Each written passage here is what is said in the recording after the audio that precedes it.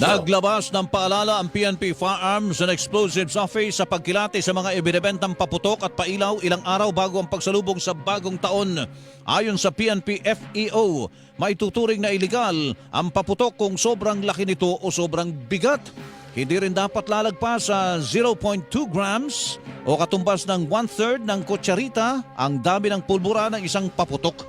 Kung mas malaki yung content ng firecracker, definitely yung lakas ng or impact ng pagsabog niya ay mas malawak rin. So kung malapit sa katawan mo at sumabog, definitely affected yung katawan mo. Mayroon ding sinusunod na panuntunan sa paggawa ng mitsa kung saan kailangang hindi ito sumabog ng mas mababa sa 3 segundo matapos sindihan. Kung minsan yung mitsa ay may defect or yun nga, yung medyo masyadong maiksi, doon yung nakaka-cause ng injury or disgrasya. Ang tinig ni Police Colonel Rex Buyukan, ang hepe ng Explosives Management Division ng PNP Firearms and Explosives Office.